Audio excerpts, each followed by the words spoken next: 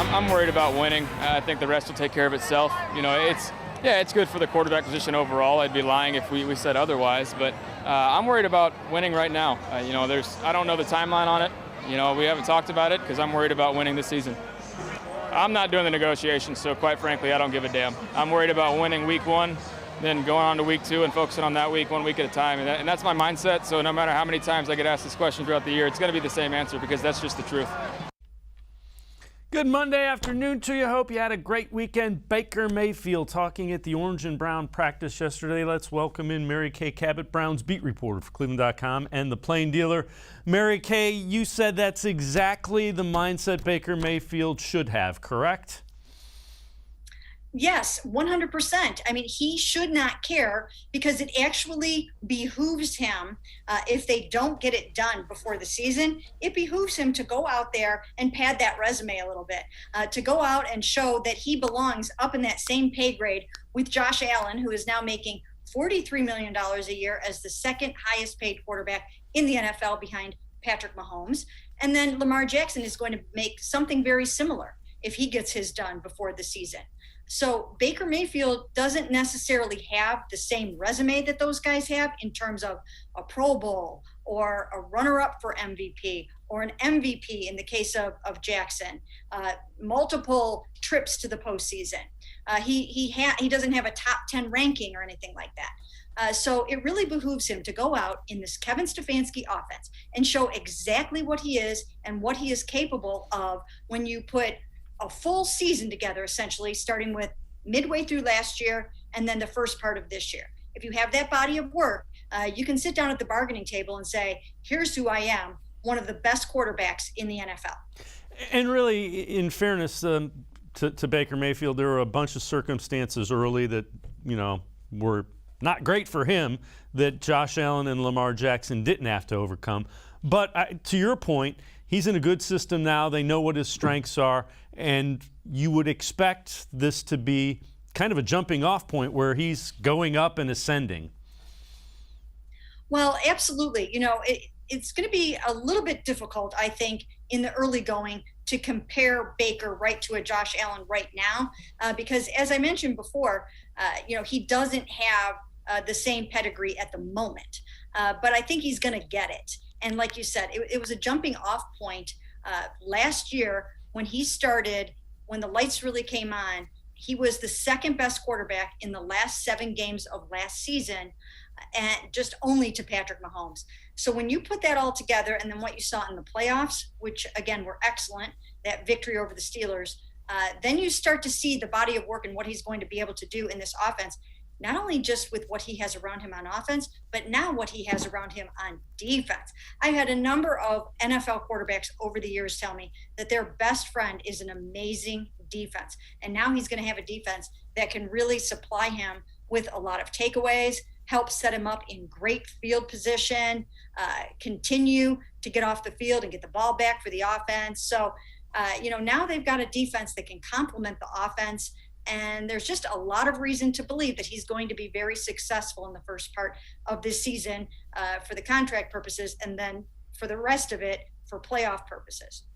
Keyshawn Johnson, former NFL receiver, now on ESPN, had this to say about Baker Mayfield and the contract relative to Josh Allen's. If you're winning me divisions and we're getting into the playoffs and we're advancing into the second and in the third round, let's go. Let's go. So his value to that franchise would be worth $150 million guaranteed. It's worth $150 million guaranteed right now, as far as I'm concerned. Now, he might not be on the open market worth that, right? He may not be on the open. But In fact, here's what I would say. In fact, he is not worth that on the open market. He's not worth it on the open market. But he ain't on the open market. He's our baby. And because he's our baby, we've got to take care of him the right way. Now, again, it may be 145.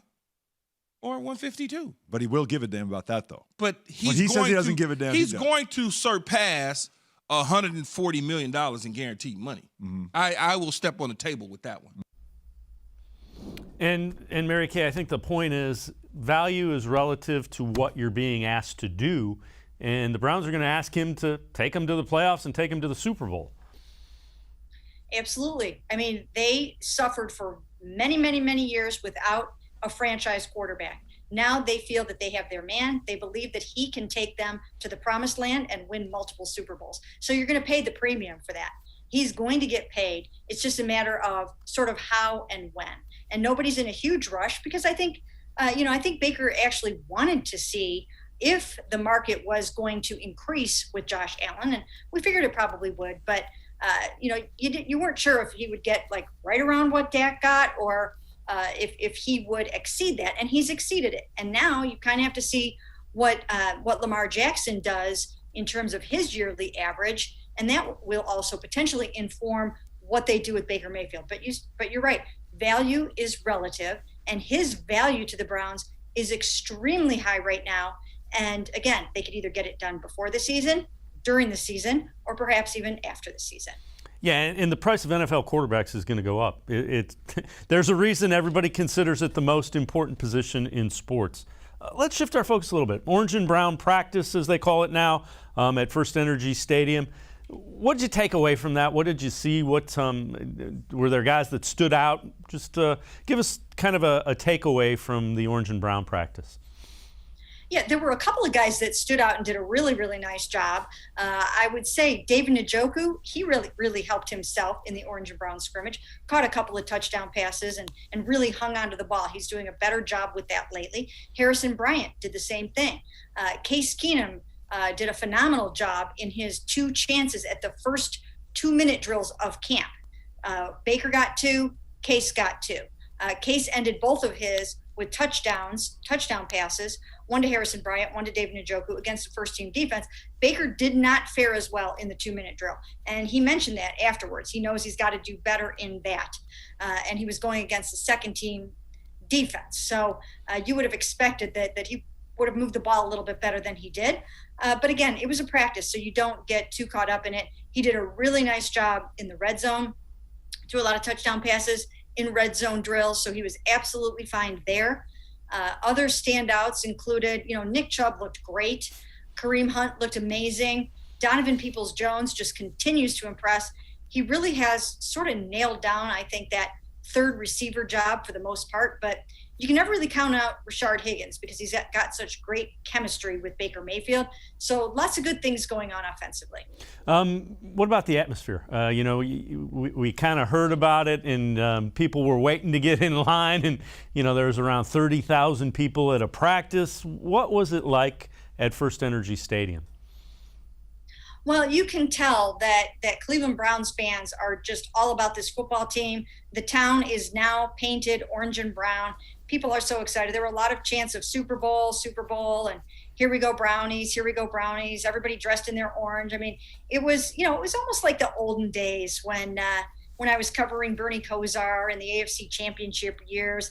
I mean, it sort of has that vibe back to it where the whole city is just behind this football team. And it was actually nice to see that many people in the stadium because all of last year, we didn't see that many people in the stadium. They had 12,000 max. So to see 30,000 in there and to hear the roar of the crowd, it was great. It was great for the players, tons of energy. They got a nice message from Baker Mayfield beforehand, a nice message from Kevin Stefanski, and it was just a great afternoon overall. Mary Kay Cabot, Browns beat reporter for the Plain Dealer, as well as cleveland.com, and I'm going to step aside, take a quick time out. On the other side of the break, we'll hear what Dan Orlovsky has as far as projections for year 2 of Baker Mayfield in this Kevin Stefanski system. Also, we'll talk some more contract extensions that may have begun discussions. Sports4CLE, we'll be right back. Stay with us. Life is getting back on track, and you can too. If you or your family have experienced financial hardship as a result of COVID-19, Tri-C can help with tuition assistance. Safely get the in-demand degree or training you need with online and on-campus classes. Go to tri-c.edu to check out our programs and resources. So, what are you waiting for? Register now for fall classes. Tri-C is where futures begin. When it comes to selling you a mattress, most retailers are handing you a line, a long line of extra steps that drive up costs and create confusion. At the Original Mattress Factory, we simplify the mattress shopping experience by building mattresses and box springs in our own local factories and selling them direct to you. It's short, sweet, and simply makes sense. So experience more than just the mattress store. Experience an original, the Original Mattress Factory.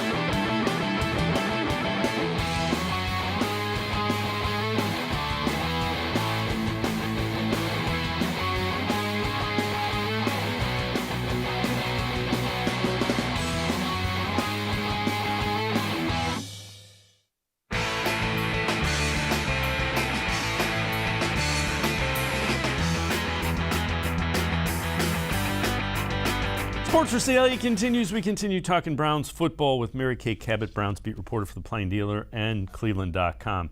Dan Orlovsky from ESPN has projected what he thinks Baker Mayfield will do in year 2 in Kevin Stefanski's system.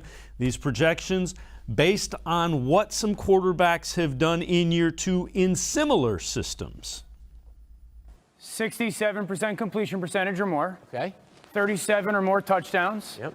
Less than 11 interceptions and 4,500 yards. A huge jump from year 1 to year 2. Yeah.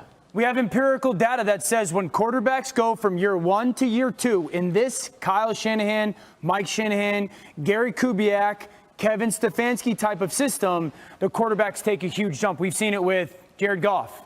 We've seen it with Aaron Rodgers. Okay. We've seen it with Matt Ryan. Just the data shows that when you go from year, Marcus, you remember last year, look at Matt Ryan. I'm going to look to my left so I can see it better. Matt Ryan went from year 1 to year 2 under Kyle Shanahan. Yards per attempt, almost 2.2 yards per more. Obviously, 17 more touchdowns and cut his interceptions in more than half. QBR jumped a ton. Yeah. Do we have the Aaron Rodgers graphic? It was the Aaron Rodgers graphic under Matt LaFleur. Same type of system that Kevin Stefanski runs. Rodgers jumped up 9% in his completion percentage. Almost 20 or 22 more touchdowns, and the QBR went up 30. Now, those are great players, right? One of the greatest of all time, and obviously a guy who's trending as a Hall of Famer. But those are guys that Baker Mayfield, to take a number 1 overall, should try to emulate. And Mary Kay, the thing that I would say is for the first time, he's in the same system for a second year, so that jump might even be a little bit more significant. Yeah, it might be. And Dan Orlovsky makes such great points there. It is so true that the quarterbacks in this system absolutely 100% flourish. They take that jump, that leap up. And we saw it, we saw it happen even in the second half of last season where the touchdowns went way up, the interceptions went way down. And I can see it. And I think that is why I'm saying, and that I wrote the column today saying that it behooves Baker Mayfield to go out there and grab himself some more of this offense before he sits down at the bargaining table. And if he's on his way to 37 touchdowns and fewer than 11 interceptions, and his completion percentage is in the 70s, and all of those good things that happen in this offense, then he's going to get paid. He's going to get paid more than he would have, right now, probably. And then again, as we mentioned before, he's got everything around him to be successful. I've been talking to people that really see great things ahead for Jed Wills Jr. You've got Odell Beckham Jr. coming back. You've got a much, much better defense. So I think it is all set up for Baker to be wildly successful this season. Yeah, I would agree. Let's turn our attention to another guy that has the fifth-year option picked up, but reports are that the Browns have started to talk extension with Denzel Ward. Have you heard any of those kind of things as well, that they might be trying to get a deal done to extend the cornerback Denzel Ward? Well, first of all, we only need to look or listen to Denzel Ward himself, because he told us at minicamp that his agents have started talking to the Cleveland Browns about his extension. So that came right from him. We don't know, a lot of times people think, you have to wait for, for the tablets to come down from somewhere nationally. It doesn't have to be that, okay?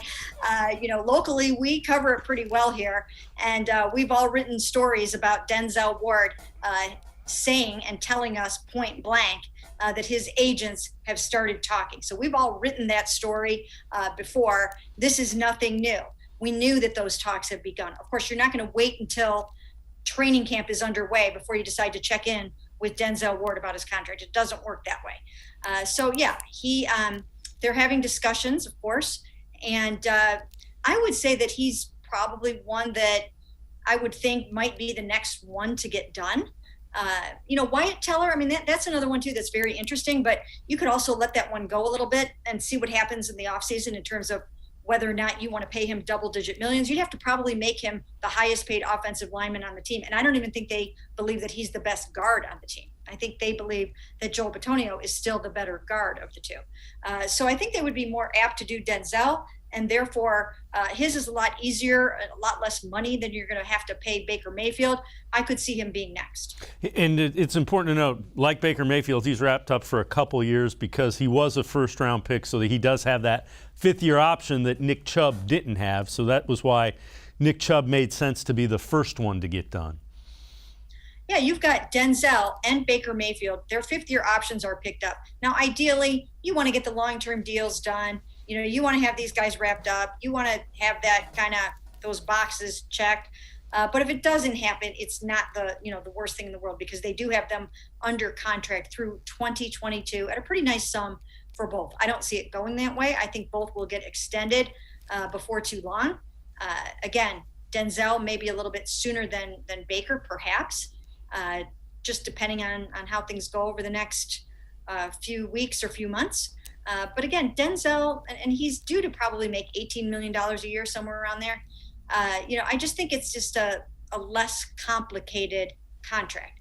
You're not going to be basing all of your roster decisions over the next 5 years on Denzel's contract. It's a pretty standard high contract, but not like Baker's will be, which will be obviously significantly more than double that. We touched on this a little bit last segment. Talk to us about the tight end group and how they've been doing in training camp, and it seems like they're starting to get some chemistry with Baker Mayfield, that tight end group. Well, they are. I mean, I will say that Austin Hooper had a very challenging day yesterday, but for the most part, it seemed like an anomaly because he was having a really nice camp.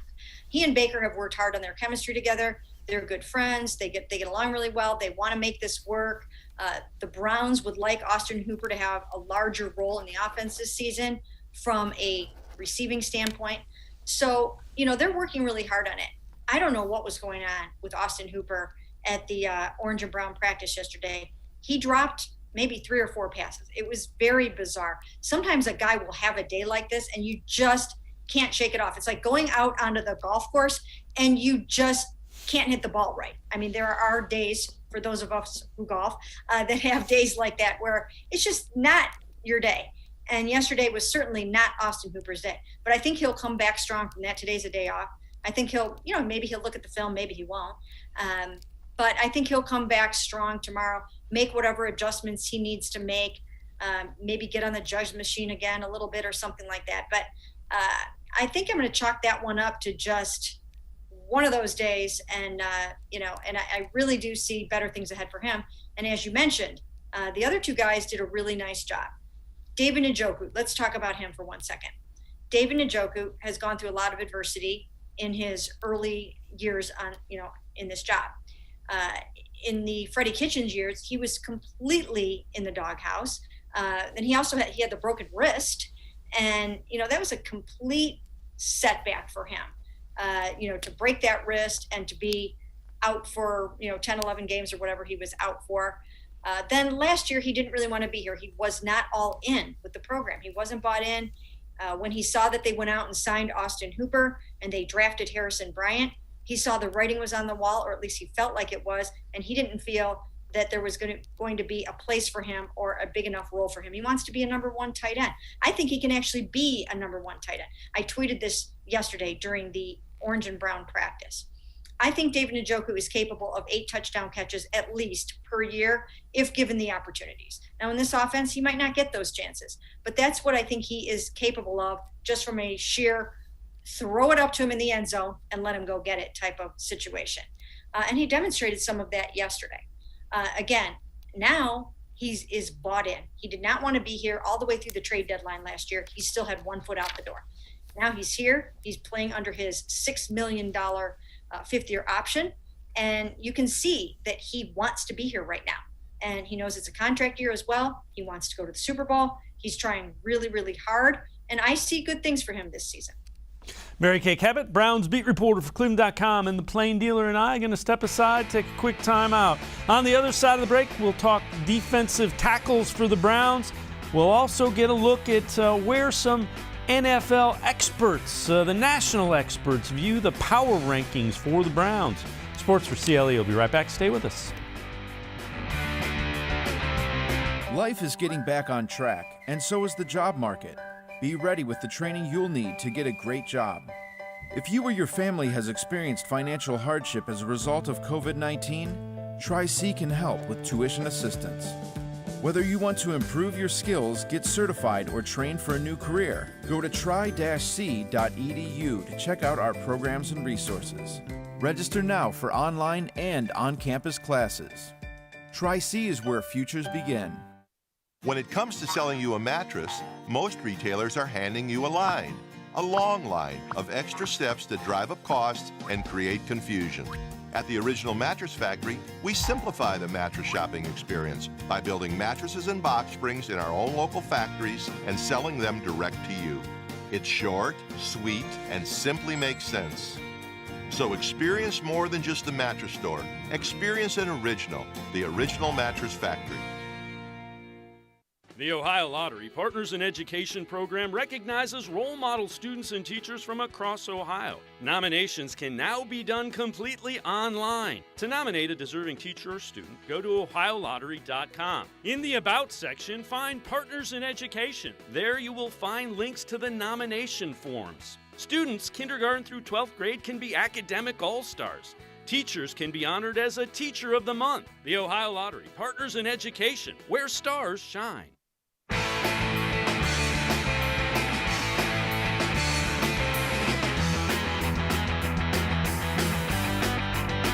Sports4CLE continues. We continue talking Browns football. ESPN's Jeff Darlington talked about the AFC. AFC is a tough conference, and the AFC North with the Browns, Ravens, and Steelers kind of beating each other up, also tough.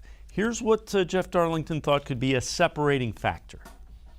The second you criticize the Browns in any capacity, they'll come at you, meaning the fan base, to say, like, no, look at us. Like, look what we did last year against the Steelers. But I'm not just talking about the division. We're talking about being the cream of the crop in the NFL. Like, getting out of the division is going to be difficult in its own right. You've got 2 teams in the Steelers and the Ravens that feel like they could definitely compete with the Browns for the division, and a team in the Bengals that's starting to rise with Burrow. We'll see about them. But, like, the point there is, like, they're going to eat each other alive within their own division.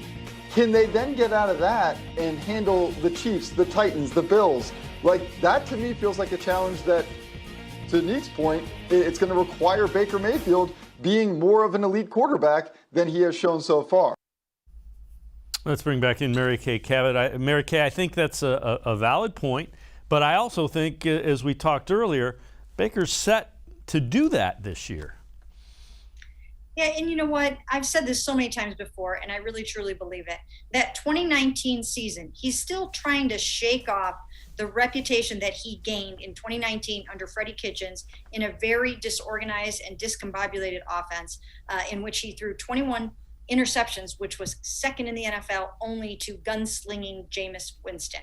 Baker Mayfield is still trying to live down the reputation he got in that year, where he just did not look very good. And it's almost like people gloss right over what he did in the second half of last season to get this team into the playoffs and to win their first playoff game in how many ever years. So, he has some of that to overcome, but I do think that it's good for him in a way. I think he operates a little better when he's doubted, when his back is against the wall, and when people don't believe he can do it. If everything coming out about Baker Mayfield was positive the way that it was heading into that 2019 season, maybe he works just a smidge less hard than he has been or something like that. I mean, he always works hard, but I think it fuels him. It lights a fire under him to be somewhat doubted. And we are hearing plenty of that from different people. Now, not Dan Orlovsky. Dan Orlovsky is firmly in Baker's corner, and he's a former quarterback. He knows what he's talking about, and I think that says a lot. But there are plenty of other people who just aren't 100% bought in yet. Yeah, it is very interesting. The people that have played the position or the offensive players are the ones that seem to be more understanding of what Baker Mayfield is going through. I think you make a very valid point. So ESPN Football Power Index, Browns 6th highest in the NFL, and it's kind of interesting. So they go through probabilities of winning the division. Ravens 43% chance to win the division. Browns up at a 40% chance, and the Browns a 10% chance to be in the Super Bowl. Those all seem pretty much on target to me. That seems pretty rational from what I'm thinking. The Ravens and Browns are going to battle out in the North is basically what they're saying. Yeah, I think so too. I think that I don't think enough nationals are giving the Browns credit for what they've done in this offseason to improve the defense, which I think brings them way up more on par with the Ravens than they were before. That was the problem. I mean, if you look back to that Ravens-Browns game in Cleveland that the Ravens pulled out there at the end, I mean, that's a game where if you have a better defense, you're winning that football game. If you have a better defense, there's a darn good chance you're beating the Kansas City Chiefs in that game and advancing to the AFC Championship game where anything could have happened. So now they just have so much more talent on that side of the ball. And I don't know if people have caught up to that yet and really realize and understand what potentially that defense could look like. Because what I'm looking at in practice, Jadeveon Clowney and Myles Garrett blasting off the edges, and then Malik Jackson looks terrific on the inside. I mean, just all the way across the board at every level of defense, they just look so much better. I think they're going to be really big in the turnover takeaway game, and that's huge. I mean, you're going to win the majority of your football games if you are winning the turnover battle, and I think they will do that. So, I mean, I right now, if I had to rank Browns and Ravens and put one on top of the other, it's a little tough, but I don't know. There's part of me that might really want to put the Browns ahead right now. Yeah, I think it's 1-1A, and I couldn't argue with anybody who said, if somebody said, I think the Ravens are a little better, all right, I'll listen to it. If somebody said, I think the Browns are a little better, I'd listen to it. If you say one is significantly better than the other, that I'm not listening to necessarily. Kind of an interesting tweet from Aditi Kikabala from NFL Network. Tweeted that before, when she covered Browns, Steelers, and Ravens, there was a marked difference between the Steelers and Ravens practices compared to the Browns. That difference no longer exists, and she clarified it. Tone, tenor, tempo, intensity, focus, professionalism, basic talent level, camaraderie. Again, this kind of speaks, Mary Kate, to the culture, I think, and the way that Kevin Stefanski, his coaching staff, and Andrew Berry have kind of turned things around with the Browns. It's evident to people who travel to different practices now. Yeah, and it's the same thing that we have been saying and writing here all along. I mean, it's pretty obvious that well, first of all, this is the best roster that I've ever covered. So absolutely, hands down, from top to bottom, and then all the way through in terms of depth, this is the most talented roster that I have ever covered. So, and I've been doing this for a long time. So, yeah, I would have to agree that, they're just right up there on par from a professionalism standpoint. And that's what it takes. When you bring in an Andrew Berry and a Kevin Stefanski, things turn around very quickly. And I've always said this about culture. The easiest way to change a culture is to acquire a bunch of really good football players and win football games. That's the number one way to change the culture.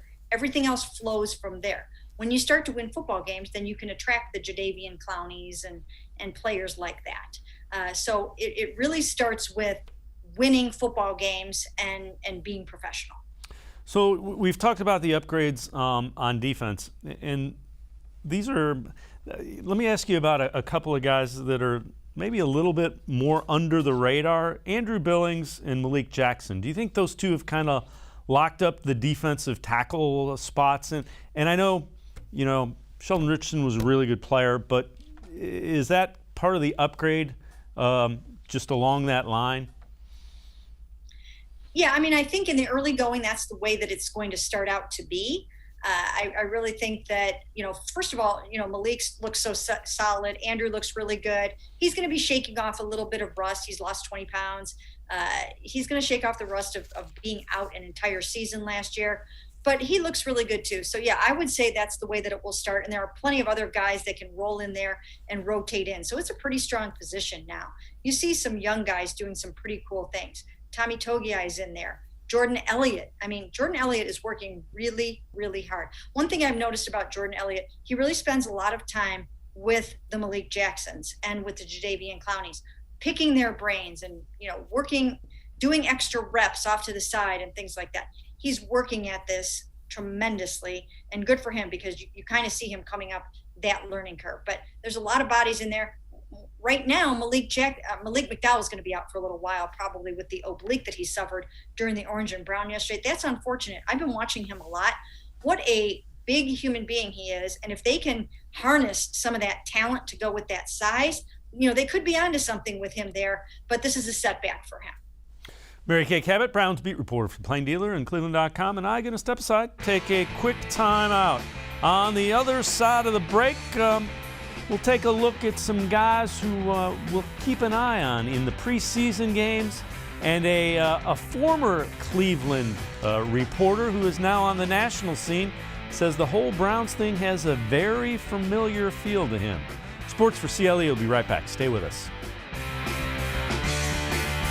When it comes to selling you a mattress, most retailers are handing you a long line of extra steps that drive up costs and create confusion. At the Original Mattress Factory, we simplify the mattress shopping experience by building mattresses and box springs in our own local factories and selling them direct to you. It's short, sweet, and simply makes sense. So experience more than just the mattress store. Experience an original, the Original Mattress Factory. The Ohio Lottery Partners in Education program recognizes role model students and teachers from across Ohio. Nominations can now be done completely online. To nominate a deserving teacher or student, go to ohiolottery.com. In the About section, find Partners in Education. There you will find links to the nomination forms. Students kindergarten through 12th grade can be academic all-stars. Teachers can be honored as a Teacher of the Month. The Ohio Lottery Partners in Education, where stars shine.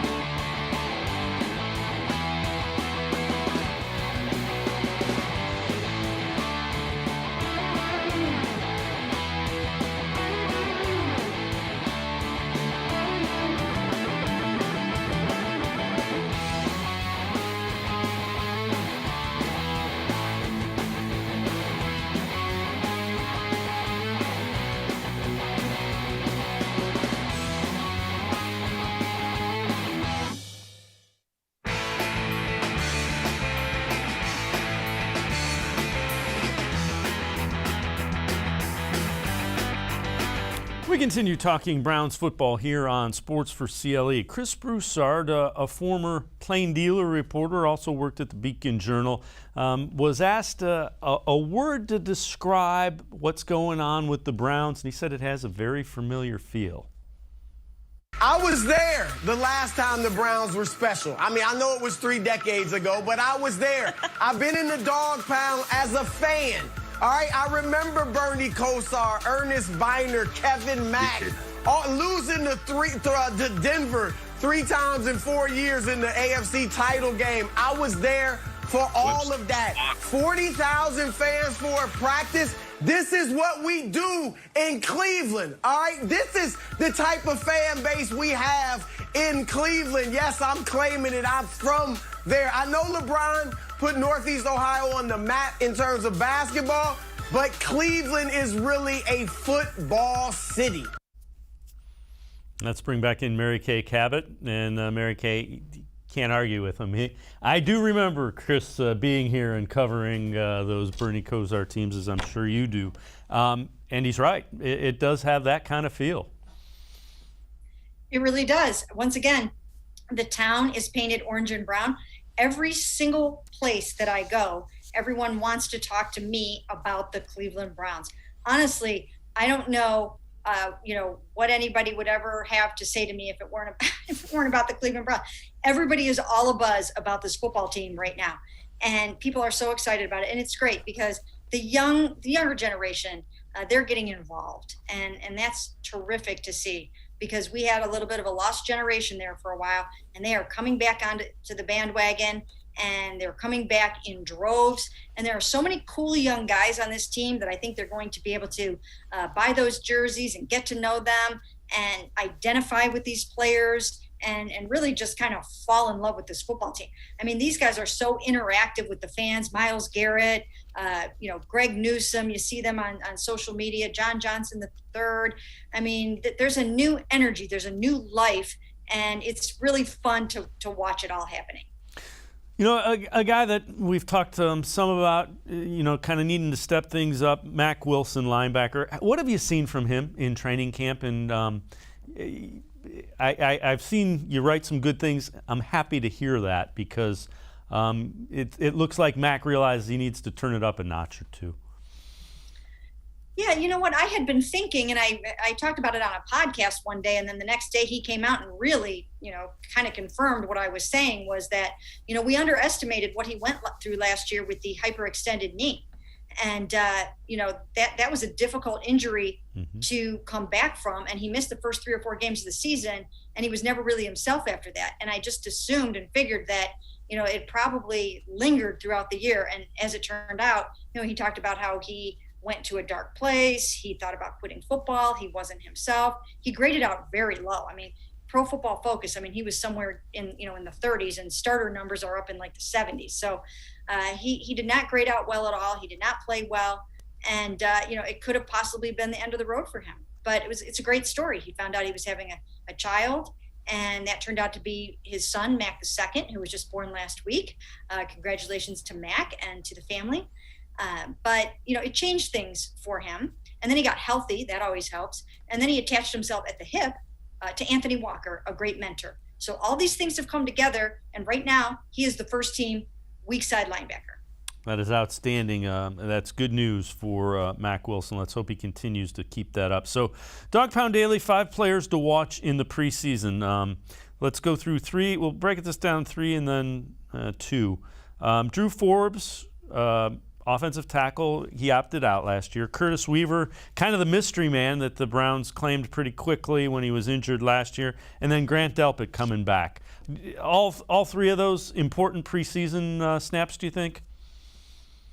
Well, I'll tell you what, Grant Delpit, and I wrote over the weekend and kind of, broke the story that Grant Delpit was suffering from some other injury besides his Achilles. I wasn't sure the exact nature of the injury, but Coach Kevin Stefanski revealed yesterday after the scrimmage that it's a hamstring that he's been dealing with.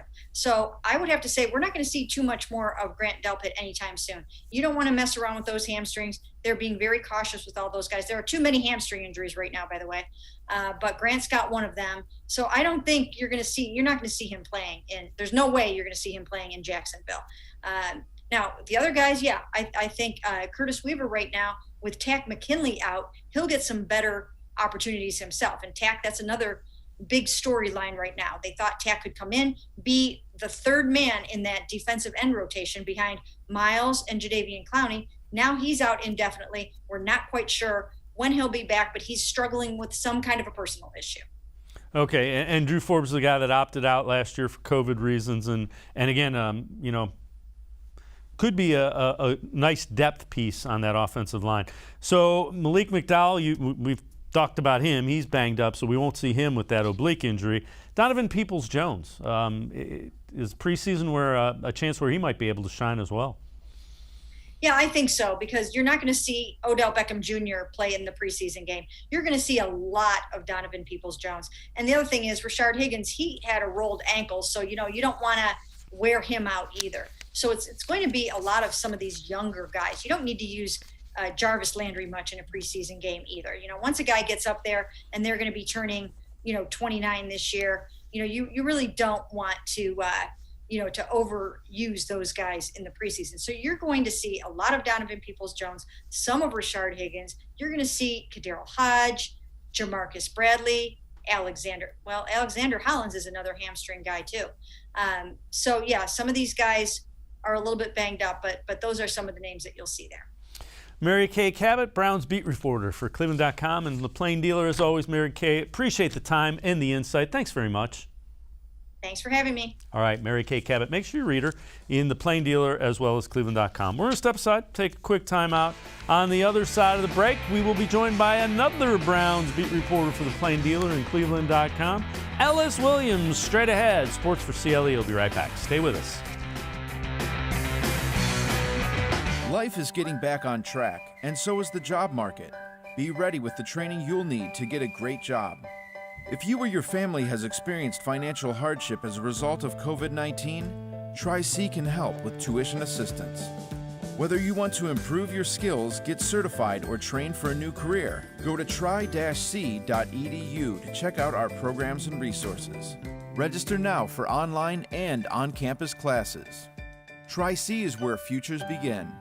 The Ohio Lottery Partners in Education program recognizes role model students and teachers from across Ohio. Nominations can now be done completely online. To nominate a deserving teacher or student, go to ohiolottery.com. In the About section, find Partners in Education. There you will find links to the nomination forms. Students kindergarten through 12th grade can be academic all-stars. Teachers can be honored as a Teacher of the Month. The Ohio Lottery Partners in Education, where stars shine.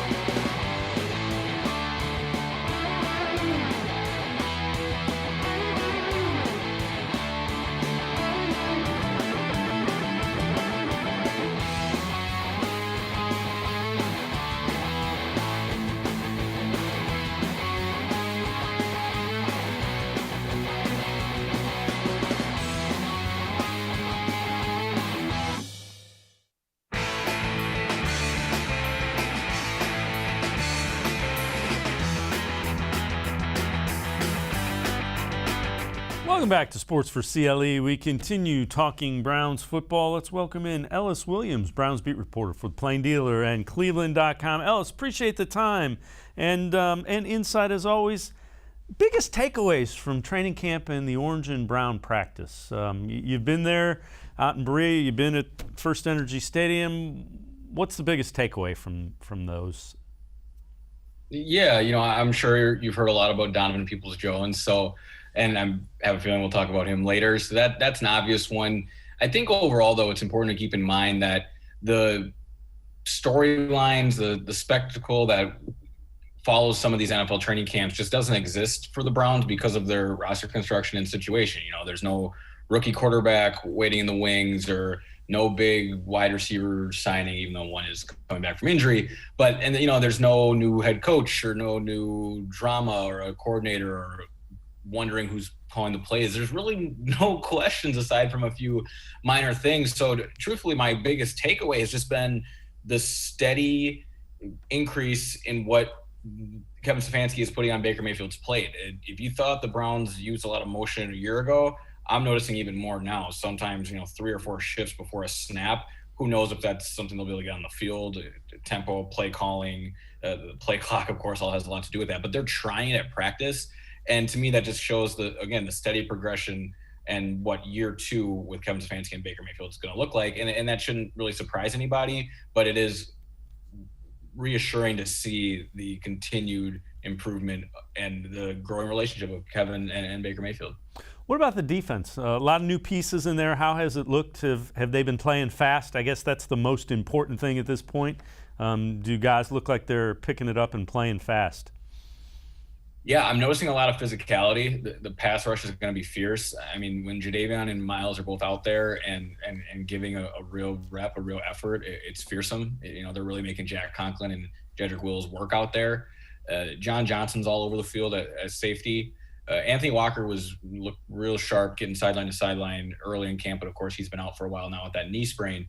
But yeah, overall the defense looks fast. They look athletic.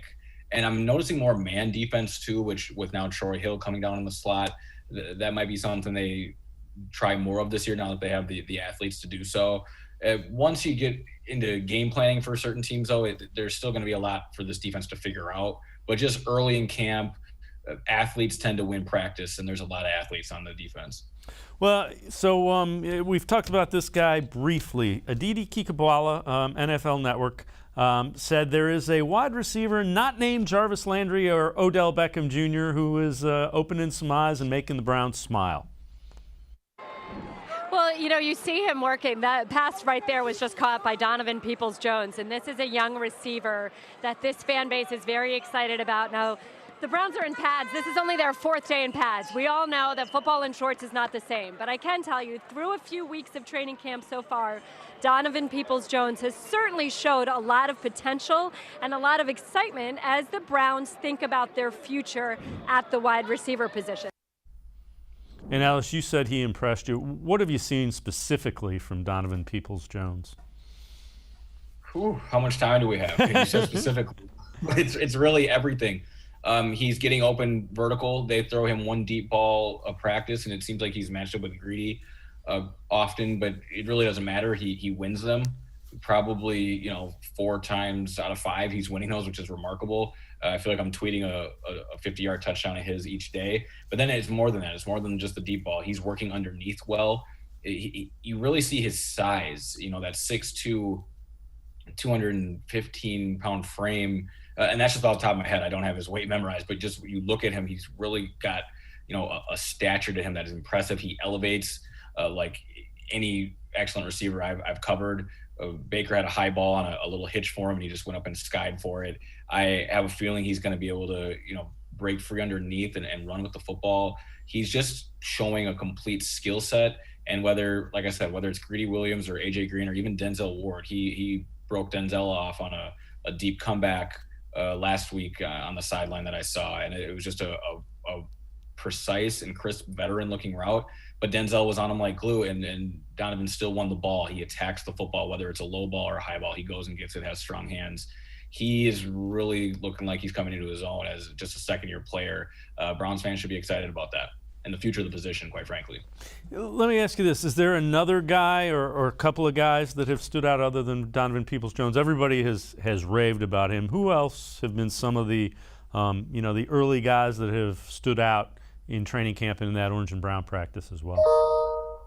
Yeah, I'll say Harrison Bryant is making some steady improvements. We'll keep it there for a second here because I do want to mention Jordan Elliott, so don't let me forget that. But with Bryant, he is just doing an excellent job keeping up with Austin Hooper and David Njoku, who are 2 number 1 tight ends in this league. And you'd think he could get lost in the shuffle or regress, sophomore slump. And of course, look, they haven't played any games, but I have to report on what I've seen so far. And Bryant's keeping up. I haven't seen a single drop. He's getting open versus man. He's still, a soft zone beater, and he's making explosive plays. He scored a deep touchdown the other day in the back of the end zone from Case Keenum, jumping over a safety. He is keeping up with these 2 tight ends, which really gives Kevin Stefanski an embarrassment of riches and a nice problem to have considering his offense. On defense, another second-year guy, Jordan Elliott. He looks the part, and he's bouncy inside there. It looks like D-tackle, the starters, that's going to be Andrew Billings and Malik Jackson if I had to project forward. But Jordan Elliott's going to have a very healthy role this year in the defense, and it's showing in camp. Yeah, another guy that was part of that draft from a year ago, so making the step that you would want to see in the second year. All right, so Bart Scott, former NFL linebacker, on ESPN says that he didn't see a long-term future for Odell Beckham Jr. In Cleveland. Here's Bart Scott. We know that if he wouldn't have got hurt last year, Booger, he probably wouldn't be on this team. The problem is you can't cut a guy until he's able to clear waivers. And, and when you look at his contract situation, it was a natural out. But now they're stuck with him because until he passes, they can't get rid of him. This is an opportunity for them to trade him and get an asset that they need. For years, he's been asking to go out there, out west, where he hangs out in the offseason. I believe he has a home out there, right? Could you imagine sending him? Listen, the LA is all in. They put their chips all the way in the middle. They lost Cam Akers the other day to Achilles injury. I think that Odell Beckham would be perfect to be traded out there. You know that New England has been taking receipts. Everybody had that smoke. Out there, Bill Belichick spent more money in free agency than he's ever spent. And him and Cam is a nice perfect marriage as well, as they can always use enough explosive weapons out there. And you also know that New Orleans needs a weapon, somebody opposite of Michael Thomas. So it's a market out there for him. He's a guy that's not going to be in his roster after this year because there's no guaranteed money left on his contract. Yeah, I don't agree. I don't think with any of that. First of all, they need Baker Mayfield needs him to stretch the defense. Second of all, if he has a good year, I could see them redoing another deal with him. Just your thoughts. Yeah, and I agree with all that, everything you said, not what Bart Scott had to say. The thing with Odell, too, is that the Browns control him for 2 seasons here, and their market to trade him right now feels a bit non-existent. I mean, the team that would acquire him, you're going to have to give him some new money, so that adds another wrinkle. He's coming off an injury, a very serious one, mind you, and his numbers have been, suppressed due to the injury shortened season a year ago, and then, some malpractice with Freddie Kitchens in 2019. So where's the value in what would make the Browns pull the trigger there when best case scenario, or even upper middle class scenario, we'll call it, Odell's a 1,200-yard receiver and scores 7, 8, 9 times, and then you figure it out in the offseason. This team has a very much win now mode. They're not talking about it because why would they? That's not how they're built. But if you look at this team's roster construction, the contract situation, aside from Odell, they're in win now. I've been saying it since May. This is going to be the best roster Baker Mayfield ever plays with, and if ever is not a area you want to operate in, then it's the best roster he'll play with within the next 4 or 5 years of his career. That's just how the contracts fell. Austin Hooper's making a lot of money next year. That might cost them Wyatt Teller. So this is much bigger than Odell Beckham Jr., and that's why this is a win now situation. And if they're playing an AFC Championship game or the Super Bowl, they'll figure out the money later. Yeah, and they're a run team, yes, but Odell Beckham helps them run because he takes people out of where they want to run to. So that's getting a little old on the national thing with trade Odell. So we'll move on from that. All right, we're going to step aside, take a quick time out on the other side of the break. Ellis and I, ESPN answers the question, which of Baker Mayfield, Josh Allen, Lamar Jackson will win a Super Bowl first? That's straight ahead on Sports4CLE. Stay with us. Life is getting back on track, and you can too. If you or your family have experienced financial hardship as a result of COVID-19, Tri-C can help with tuition assistance.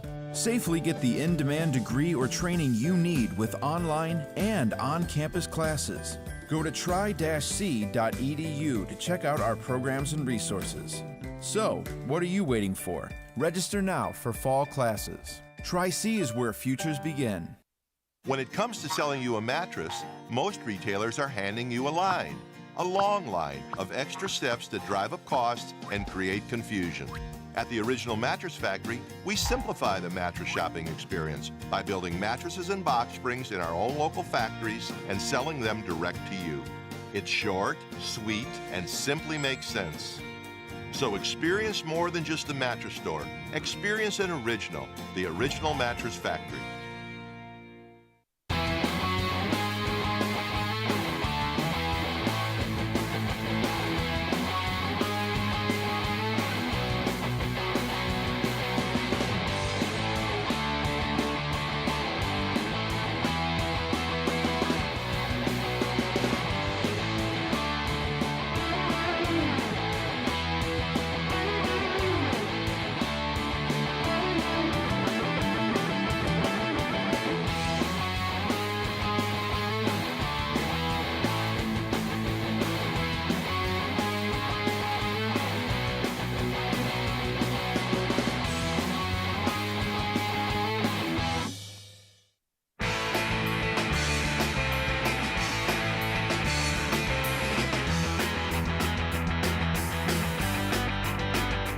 Sports for CLE continues. We continue talking Browns football. ESPN's First Take. The question was asked, which of Baker Mayfield, Josh Allen, and Lamar Jackson will win a Super Bowl? Neither of you think it's Baker Mayfield, but Cleveland has the number 3 offense in the NFL. Why? I'm not sold on Baker. I think that he deserves a lot of credit for the year that he had last year. I think that Kevin Stefanski has done an exceptional job of coaching him, and Baker Mayfield is on the way up. But when we saw Josh Allen sign 6 years, $258 million extension, I was sitting there, guys, wondering, why the hell is everybody talking about Baker Mayfield? Like, oh, because Josh Allen got this money. Now let's see what Baker Mayfield is going to get. He can't make any argument for $258 million because Baker Mayfield hasn't been that kind of talent. Love his moxie, love his guts, love the talent that he's shown and the improvement and his level of focus and dedication. He deserves a lot of credit, and I'm rooting for him to be successful, albeit not against the Steelers. But that's a different level that we're talking about here. He's not a Josh Allen. He's not one of those elite quarterbacks that's going to garner that kind of money. We haven't seen that kind of potential from Baker Mayfield. We don't need to act like we have. Think so. Let's bring back in Ellis Williams. And Ellis, you know, it's kind of interesting. I don't think the gap between Josh Allen and Baker Mayfield is as big as it's played out to be nationally. And I think it would be interesting to see how both Josh Allen and Lamar Jackson did if they went through some of the similar things that Baker Mayfield has had to go through in his first 3 years. Yeah, I completely agree. These things need to be evaluated on a case-by-case basis. You know, the Bills made the playoffs the year before Josh Allen arrived, and the Ravens came off 9-7 and 8-8 respective records. And meanwhile, we all know what was going on in Cleveland. You know, a weaker quarterback may have been broken just by the 2019 experience within itself. But Baker Mayfield is still the quarterback in Cleveland and finished last year as one of the hottest signal callers in the game. And truthfully, a Wyatt Teller blown block against Chris Jones, and maybe the Browns are still driving and go on to beat Kansas City. And this conversation is probably much different, even though it shouldn't be, because I do understand the argument. There is no debate that Baker Mayfield's resume does not match up with those two. Lamar Jackson, of course, is a league MVP in 2019, and then Josh Allen a year ago is second team All-Pro and has made a Pro Bowl and was MVP runner-up to Aaron Rodgers' incredible season. Those are the facts. But again, you have to judge it case by case and include all the variables. And then it comes down to the player itself. You know, of course, there's a running dynamic to both Josh and Lamar that Baker doesn't have, but I do want people to understand that Baker's ability to scramble was a huge part of the offense late last year. And if that continues, then maybe there isn't much to make of that. Like, Baker is as good on his feet or as efficient on his feet as he can be. And that's saying a lot for a guy who's considered a pocket thrower. So when it comes to how this plays out, it's going to play out with Baker being a $40 million quarterback at some point. That's what Dak Prescott's at. Does he get to 43.5 like Josh Allen's at? I'm not sure. Pat Mahomes sits atop the league at 45, but timing's on Baker's side. That's just how these contracts play out. Baker's situation's on his side because he's going to come out and have a robust monster season with the best O-line in football, all his offensive weapons in a year two in Kevin Stefanski. And then you come back next year and hit the negotiation table. This is going to work out really well for Baker Mayfield, assuming he continues to make the progressions he's making. And then we're going to be talking about Lamar, Josh Allen, and Baker all in the same company. Again, the only difference is timing. And if this Josh Allen deal wouldn't have gotten done before week one, they would have, it's already been reported that they were going to let it go throughout the season. So we were, it's all timing. We could have been sitting here with no Josh Allen, Lamar Jackson, or Baker deal. It just so happened this one worked out. And the Ravens will pay Lamar eventually, and Baker eventually will also get his money. Yeah, and you know what? The Haslams will gladly write the check when the Browns are winning because it's money well spent. Exactly. Ellis Williams, Browns beat reporter for cleveland.com and the Plain Dealer. Great to see you again. Great to have you on. Always appreciate the time and the insight. Thanks very much, Ellis. Yep, let's do it again soon. Thanks, guys. All right, Ellis Williams, Browns beat reporter for cleveland.com and the Plain Dealer. That'll do it for this edition of Sports for CLE. We will see you again tomorrow, 4 o'clock. Scheduled guests, Jeff Phelps from 92.3 The Fan and Tim Bielik from the Plain Dealer and cleveland.com. Have a great night, everybody. We'll see you again tomorrow at 4 on Sports for CLE.